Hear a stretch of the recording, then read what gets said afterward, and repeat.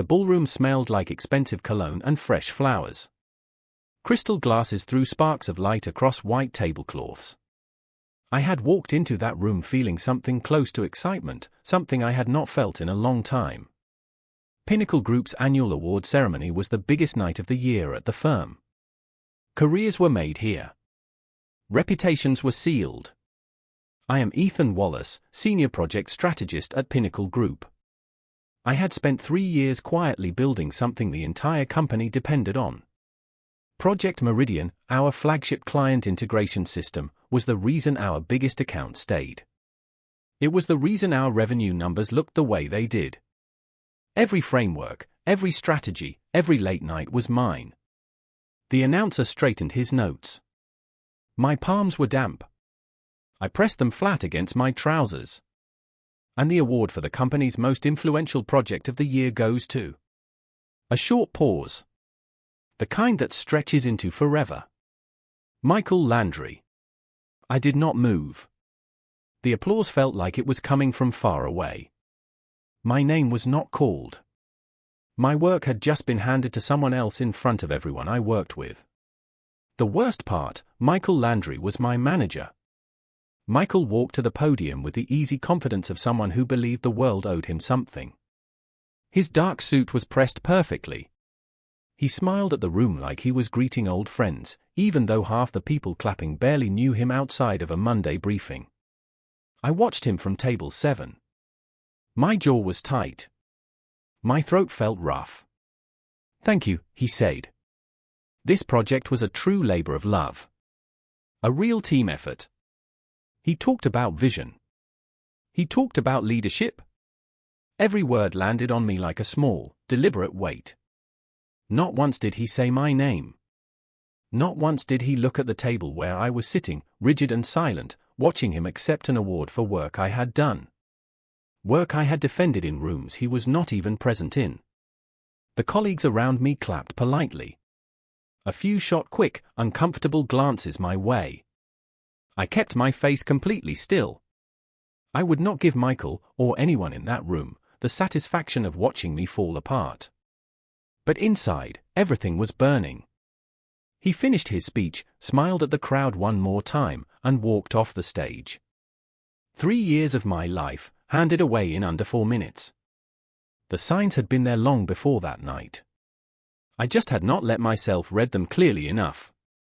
It started 2 years earlier, quietly, the way most dangerous things do. Michael became my department manager 6 months after I launched the early framework for Project Meridian. At first, things seemed fine. He asked reasonable questions and let me run the project as I always had. But then small things began to shift. He asked me to copy him on every email I sent to senior leadership.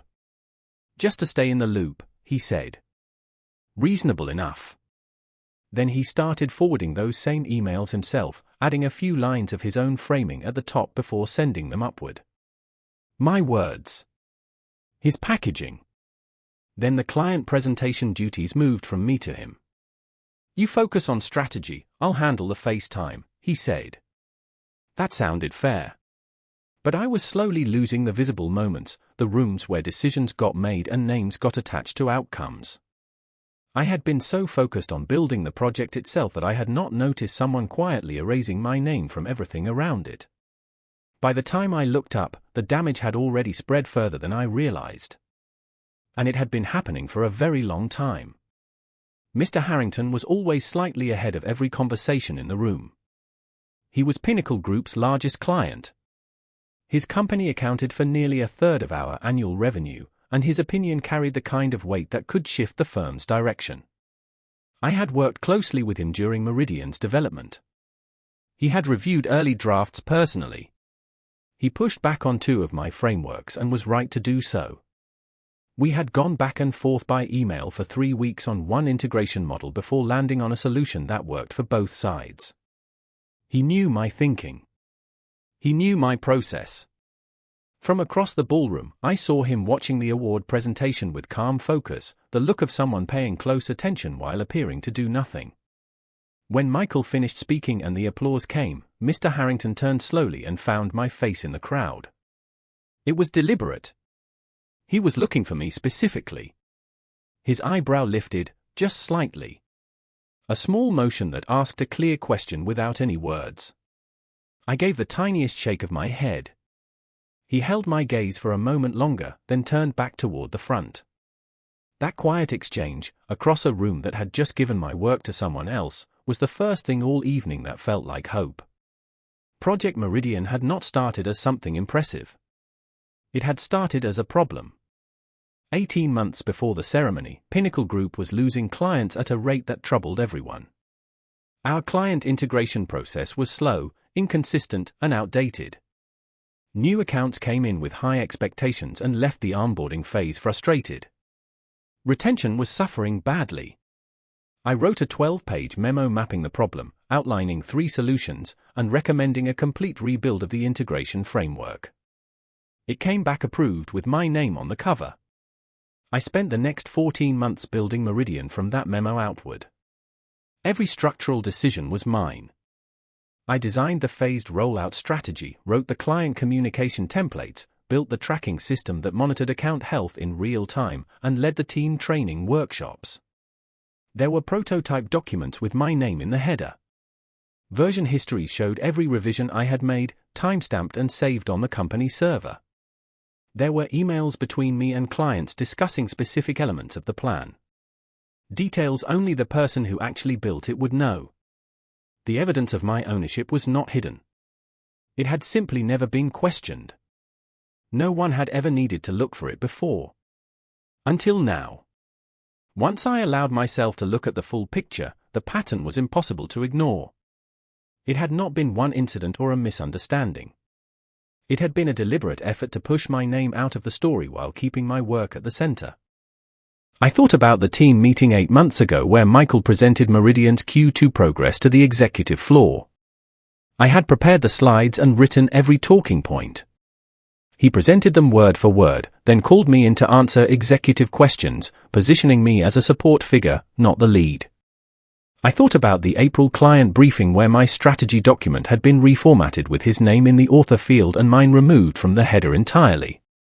I thought about my performance review, where he described me as a strong executor with good attention to detail, language that made me sound like someone who follows instructions rather than writes them. Each incident alone could be explained away.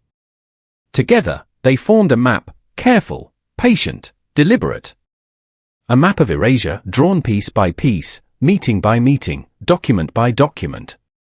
He had been methodical and he had been good at it. But he had made one serious mistake. He had assumed I would never look closely enough to see what he was doing. He had underestimated me completely. I drove home from the ceremony in silence. No music. No calls. Just the road and the deliberate act of staying still.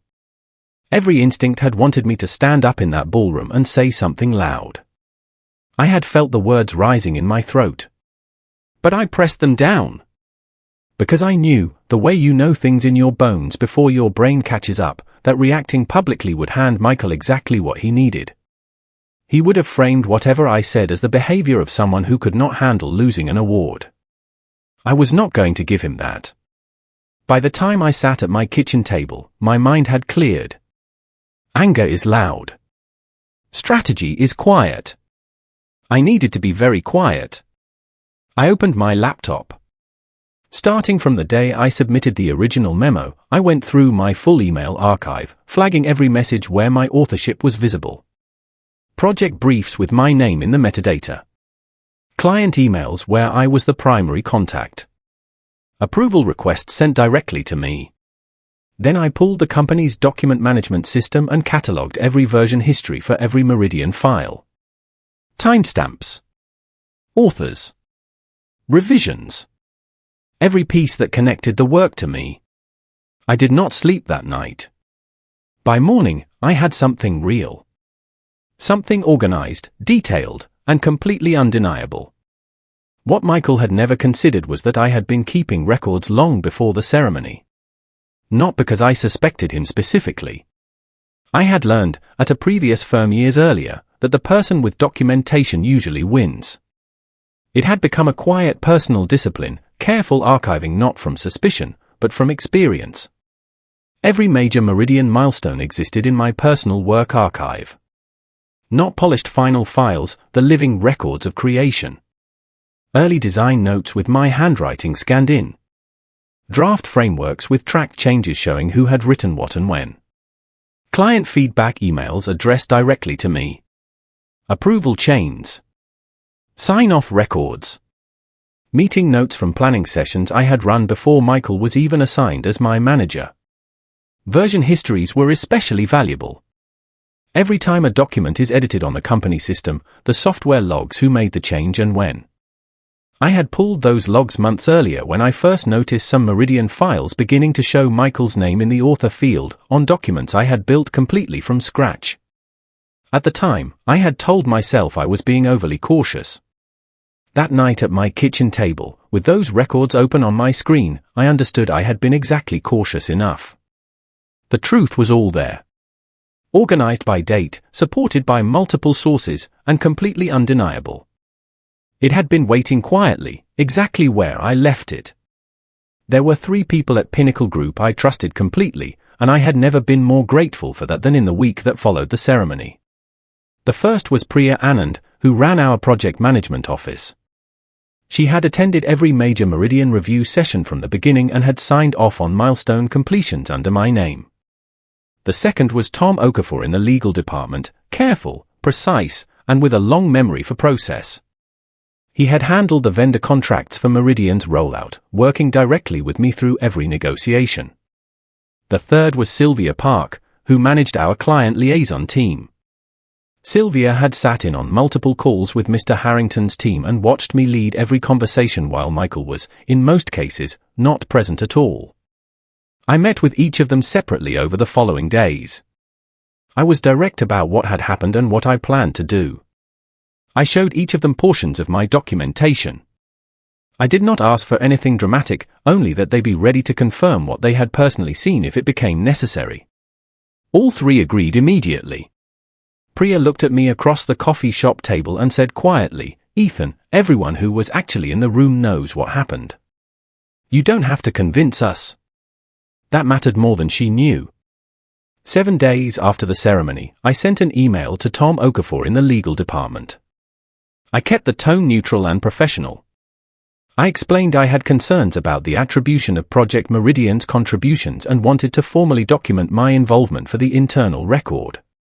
I attached a 4-page summary, clearly structured, outlining my specific role at each project phase, with timestamps and document references supporting every claim. I did not accuse Michael by name. I did not use words like stolen or manipulated. I used words like discrepancies and accurate record.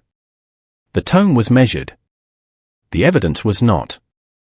I sent it on a Tuesday morning and returned to my desk as if nothing had changed. Michael, whose office was 3 doors down, had no idea the email existed. I watched him that week with his usual relaxed confidence, chatting in hallways, refilling his coffee, smiling at passers-by. He thought the award was settled. A closed matter. He thought any noise I made would be the sound of someone who could not accept a loss. He had badly misjudged the situation. The email was not noise. It was the first precise move in a sequence I had already planned completely. The formal record had been started. The legal department had received it. Everything that followed would build steadily on that foundation. The office never stays quiet for long. I had decided not to start any conversations myself. No whispering in hallways. No pulling people aside in the break room. What I needed was for the truth to move on its own, which it will always do when it is strong enough. By the 2nd week after the ceremony, the shifts began. Small ones at first. A senior analyst named Marcus Webb stopped by my desk to ask about a Meridian technical detail, then paused and said, almost to himself, "You built the core of that system, right?" From the original memo. When I confirmed it simply, he nodded slowly and walked away. 2 days later, a junior strategist came to me with a question about the client communication framework, a question that should have gone to Michael, the credited project lead. That it came to me instead meant something. People were beginning to notice the gap between what had been announced and what they actually remembered. They were running their own quiet calculations, thinking back to meetings, emails, conversations, and arriving, one by one, at the same conclusion. I had not said a word to prompt any of this. The truth was simply louder than I was. It was moving through the building on its own, picking up weight with each person who thought carefully about what they had actually seen. Mr. Harrington called Pinnacle Group's client relations office 11 days after the awards ceremony.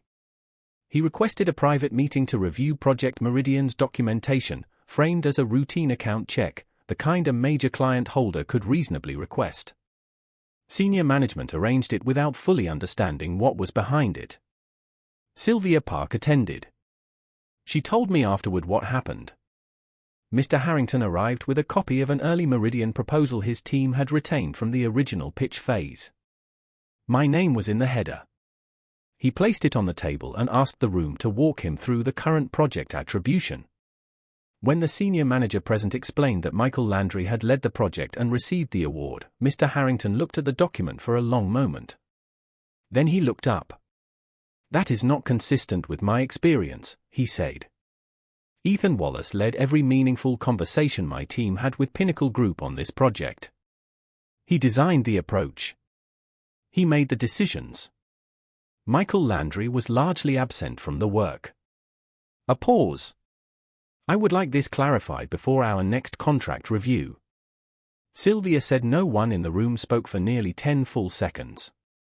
That silence was the sound of everything beginning to shift in a direction Michael Landry could not stop. The week after Mr. Harrington's meeting, Michael began to change. It was subtle enough that most people probably missed it. But I was watching carefully, and I saw it clearly. The easy confidence that had carried him through the building for years started to show tiny cracks. He smiled a little less in the mornings. He lingered outside meeting rooms before walking in. He began asking his assistant for updates on things he would normally have tracked himself. He called me into his office twice in 3 days under the pretense of routine project updates. On the second visit, he mentioned casually that attribution decisions in projects are often based on visibility and communication, not just creation. I said nothing. I let him talk. He was not confessing.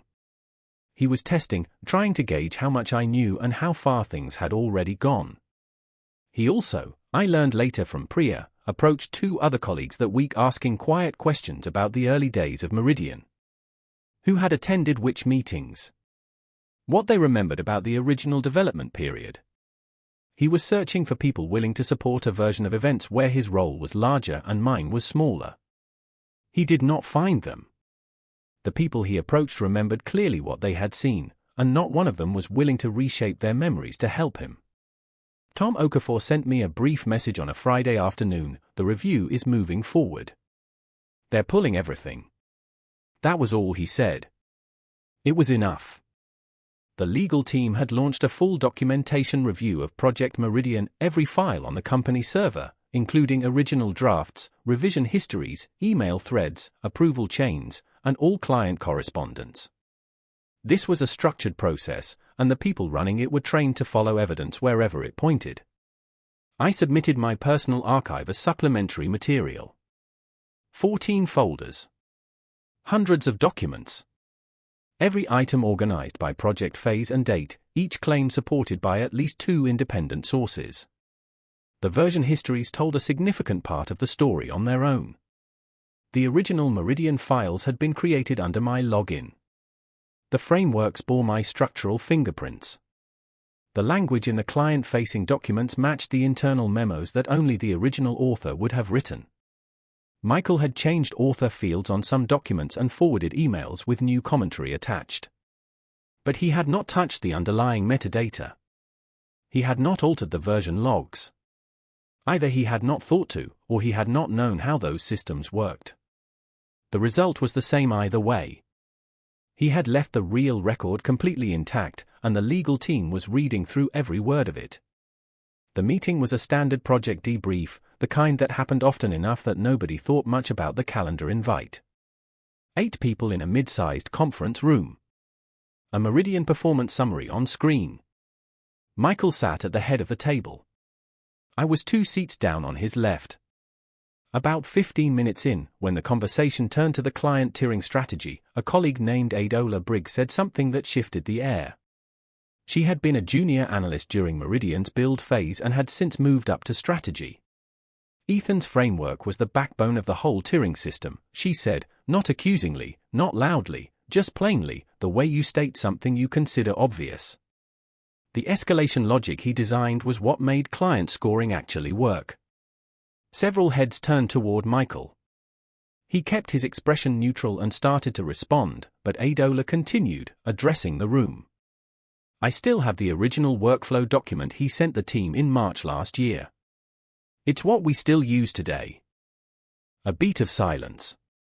That document was a collaborative effort, Michael said carefully.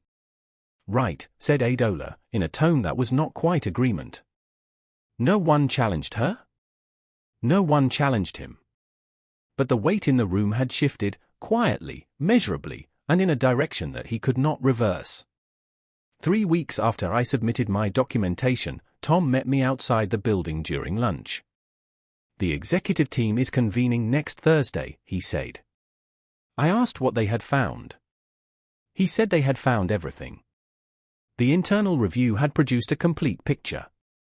Every major Meridian deliverable traced back to my authorship through version histories, metadata, original creation records, and client correspondence. The collaborative elements were accurately documented. But the core architecture and strategic framework were unambiguously mine. The review had also found the inconsistencies. Documents where author fields had been manually changed. Email chains where my name had been removed from header summaries.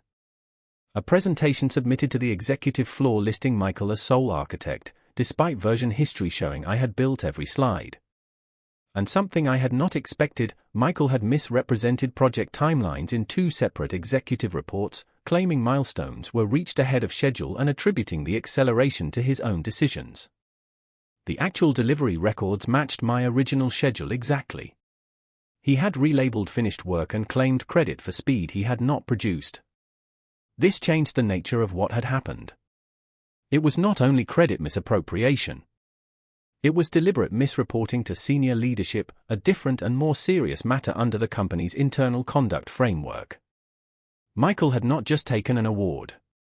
He had built a false history around it, and that history had now been fully mapped and documented. Michael figured out the review was deeper than he had expected sometime around the 3rd week. I do not know what tipped him off, a careless comment, files accessed on the server, or simply his own calculation that if legal pulled everything, there was a great deal he could not explain. Whatever the trigger, his behavior shifted visibly. He called me into his office twice in 4 days under administrative pretexts.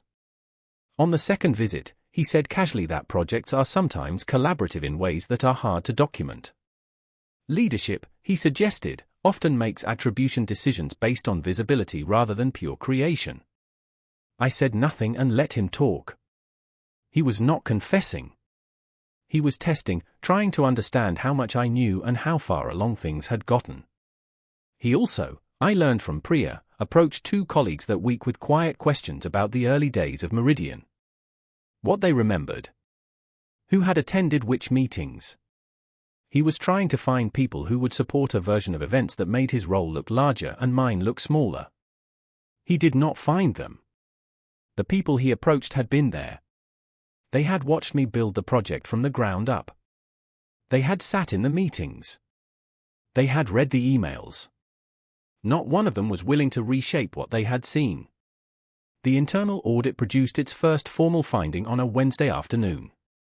Tom forwarded me a brief confidential summary.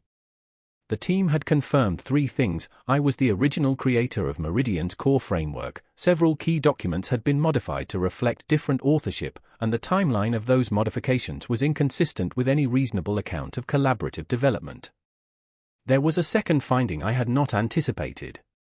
The audit uncovered that Michael had misrepresented project timelines in 2 executive reports, claiming milestones were reached ahead of schedule and crediting his own leadership for the acceleration.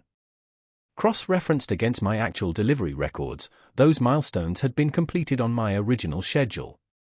He had relabeled existing work and claimed credit for speed that was never his. This was not just credit misappropriation. It was deliberate misreporting to senior leadership, a more serious matter under the company's internal conduct policies. I sat with that information for a while. A person willing to erase one colleague's contribution is usually willing to reshape the record in other ways. The behavior does not stay contained. It expands into whatever space it finds. Michael had not simply accepted an award he did not earn. He had spent over a year constructing a false history around himself, one carefully crafted email and modified document at a time. And he had built that false history entirely on a company server that kept every change forever. The confidential client testimonial changed everything. It had been gathered by Mr. Harrington's team approximately 5 months before the award ceremony, as part of a satisfaction survey his company ran after major vendor engagements.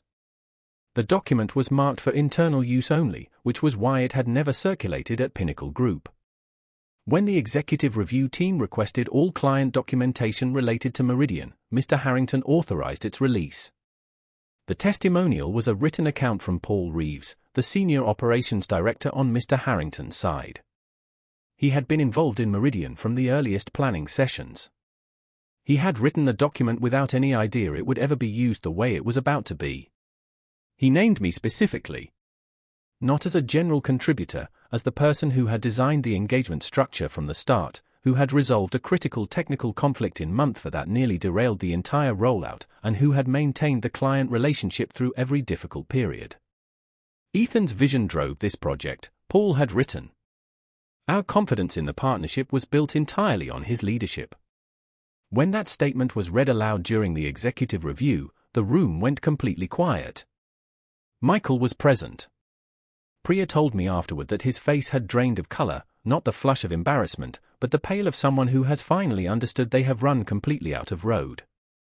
The emails surfaced on a Friday.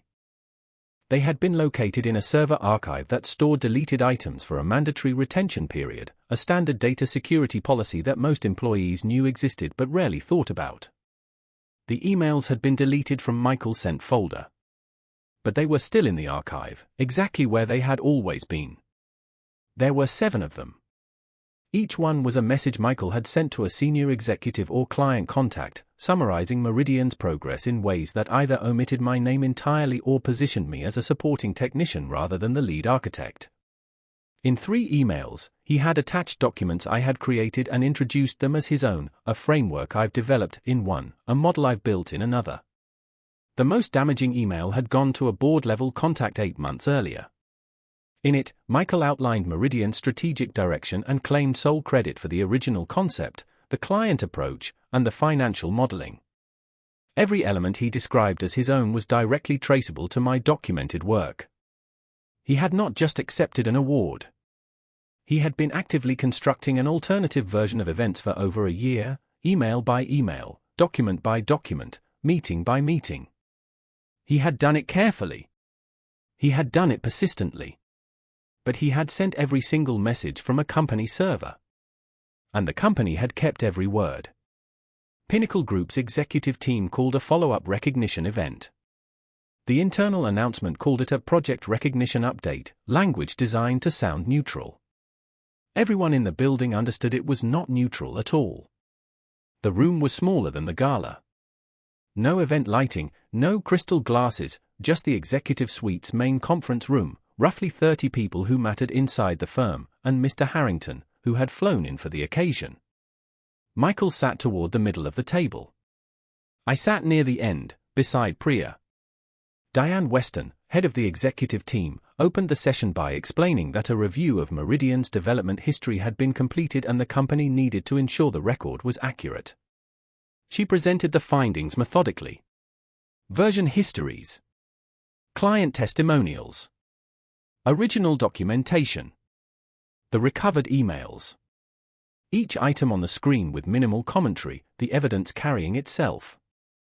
Michael attempted to interject twice.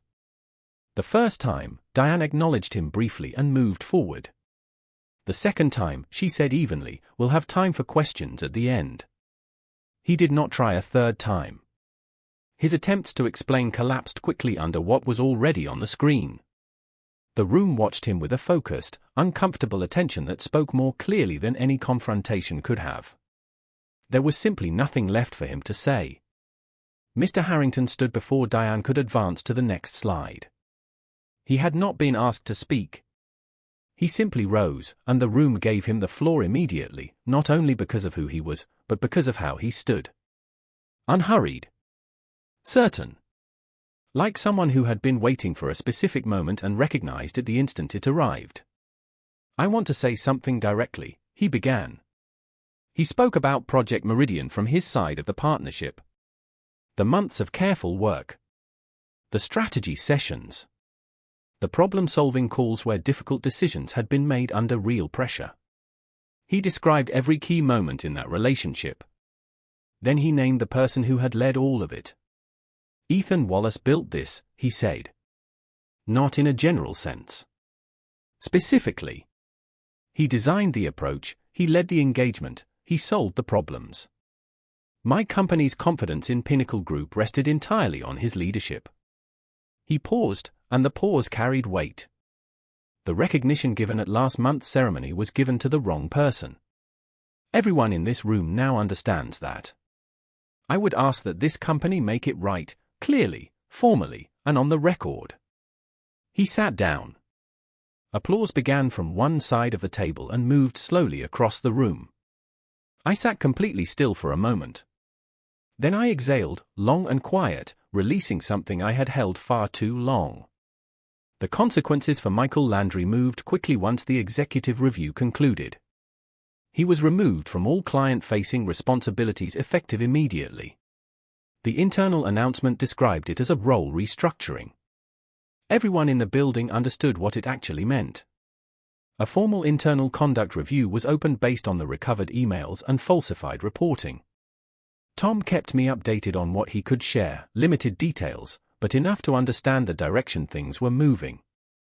Within 2 weeks, Michael had been moved to a non-supervisory administrative position with no project work and no client contact. His name was removed from all Meridian documentation as a credited contributor. The internal project record was corrected formally, every revision logged and timestamped so the correction itself became part of the permanent history. He did not formally contest any of it. Whether he understood the evidence made any challenge futile, or whether something else had shifted in him, I did not know and did not need to. What I knew was this: the version of events he had spent over a year carefully constructing had collapsed in a matter of weeks. The false history was gone. What remained was simply the truth. There was no dramatic ending. No public confrontation, no final speech. He left Pinnacle Group the way people leave when they understand staying is no longer a real option. Quietly. Without ceremony. Exactly as he deserved. Within 48 hours, Vuren Group's HR and legal departments had initiated an internal review. I was contacted and asked to provide my full documentation, which I submitted the same afternoon in the form of the compiled archive I had already prepared.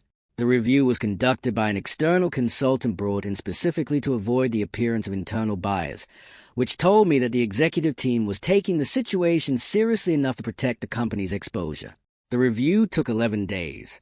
I was interviewed once, for 2 hours, and answered every question with the same flat factual clarity I had brought to the conference room. I was not asked to characterize Neil's intentions or to make claims about what he had known or planned. I was asked to verify dates and demonstrate authorship, which I did comprehensively. On the 12th day, I received a message from Patricia O'Sea's office asking me to come in for a meeting the following morning. Neil Forsyth was not in the building that day. He was not in the building the day after that. He was not reassigned, and he was not placed on a performance plan. He was removed from Vuren Group entirely, and the official communication to the wider team said nothing specific and everything necessary. The Meridian framework was formally reinstated under my name. Not quietly, not as a background administrative correction, but in a documented and communicated process that created a clear record of original authorship for the institutional file.